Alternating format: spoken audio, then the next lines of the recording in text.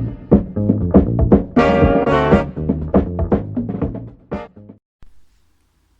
guys! Welcome back to my Books for Life channel. So today I decided to step away a little bit from the camera because I feel like my 2020 goals video, the camera was all up in my space. So today is day 1 of Booktube Spirit Week hosted by E2 Brody, and it's going to take place from January 6th to January 10th. And today's theme is Decade Day. So I asked my mom if I should post books of my most read decade, which would have meant that there would have been books from World War I or World War II. And that must have sounded boring because she went with my second option, which was to post about books that I had read or remembered in the last decade. So that is what we're gonna do.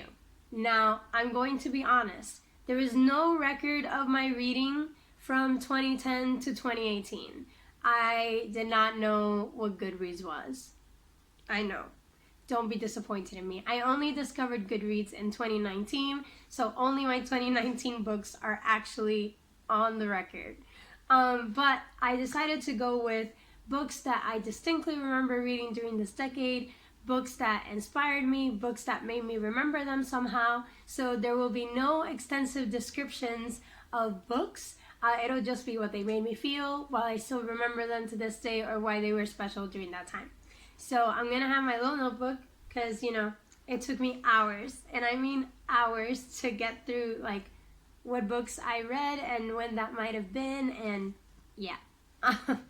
So let's begin. So in 2010, I was 18. Ugh, that sounds like such a long time ago. Okay, so this was the year I graduated high school. And I was on a Nicholas Sparks binge. And I mean, anything that was published before 2010, I probably own. And to this day, my mom probably buys me every single Nicholas Sparks book that comes out when he publishes them, because she knows I love them. And while I currently don't read romance that much, I still love his books. Oh, they're a little bit unbelievable, but like, that's the point, right? So I must have read The Notebook, The Last Song, Dear John, The Wedding, The Lucky One, Nights in Rodanthe, but in reality, the one that really stuck with me was A Walk to Remember. Most of you might know the movie and not the book. A Walk to Remember is a beautiful story about a boy who meets this girl, and she's religious, she's a Christian, and basically the words that she says are like, I'll help you, but promise to not fall in love with me. And obviously that like determines the whole movie, because obviously he falls in love with her, etc. But it's such a beautiful movie. It's such a beautiful book. I remember bawling my eyes out through the whole book, and subsequently through the movie when it was released later. It still remains one of my favorite romance books to this day, and also one of my favorite book to movie adaptations.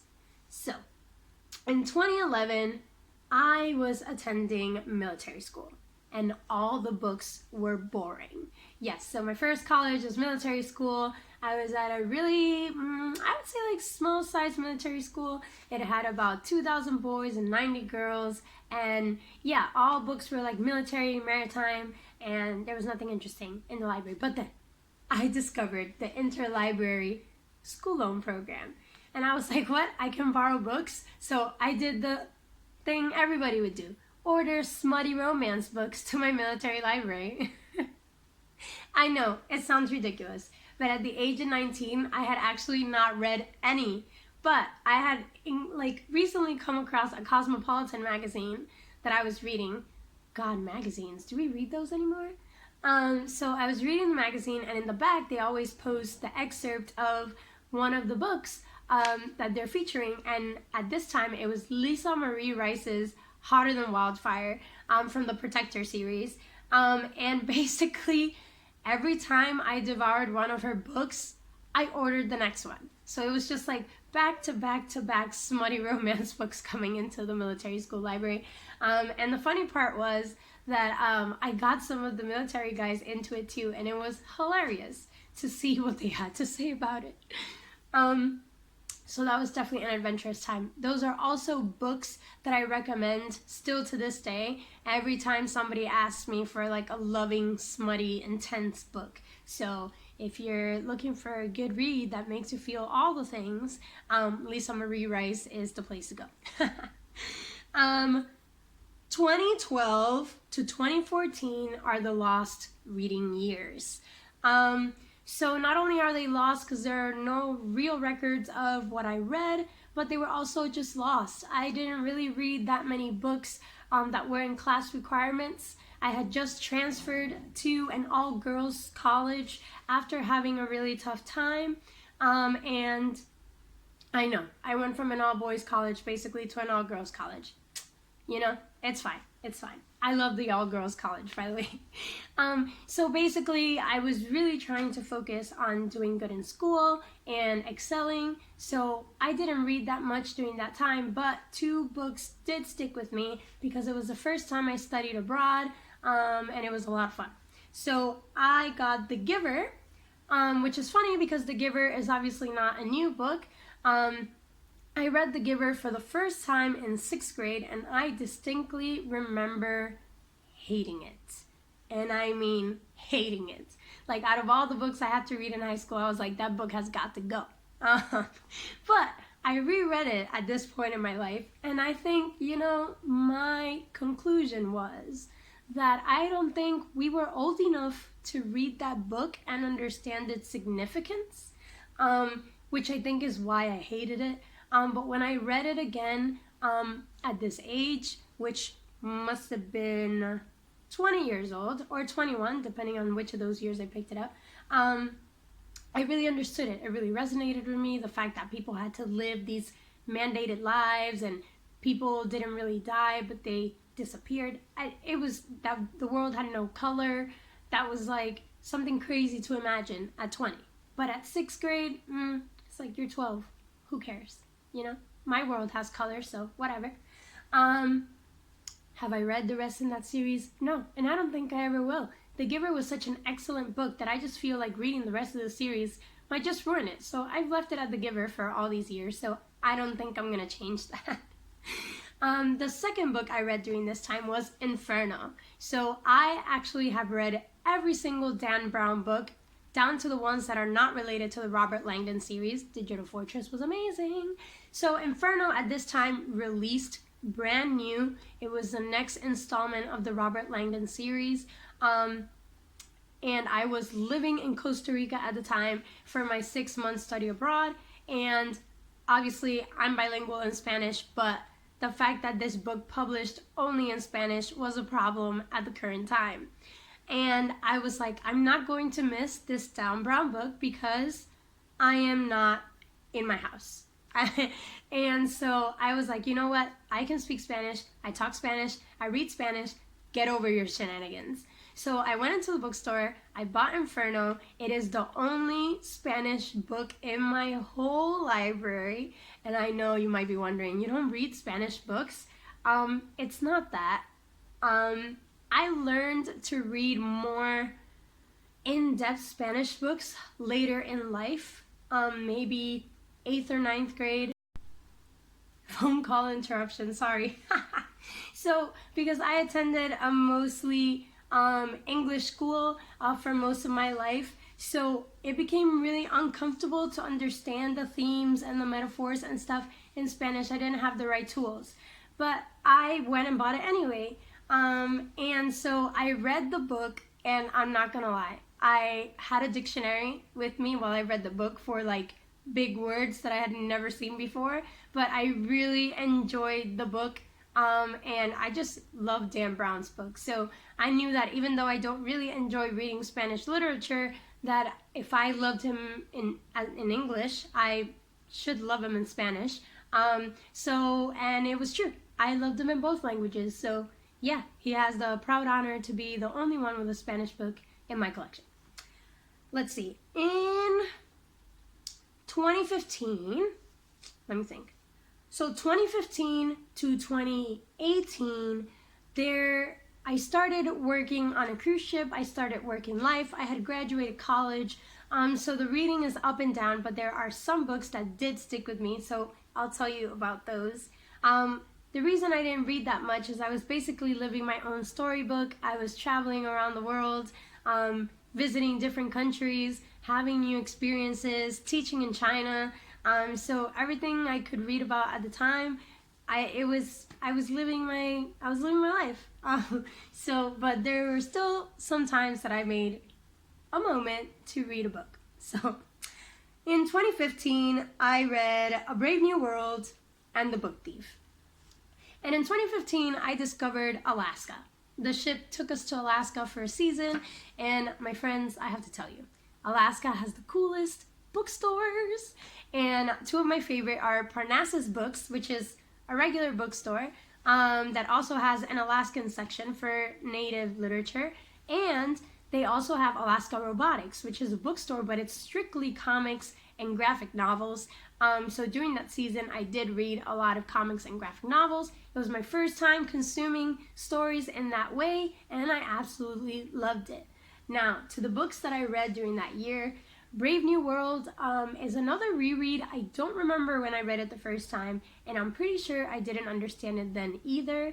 But I did read it during this trip, and I loved it. I mean, the book is creepy, I know, dystopia, but it was the first dystopian book I ever read, and, well, besides The Giver, which opened the world to dystopia, but Brave New World really, it laid it down thick. It laid it down thick.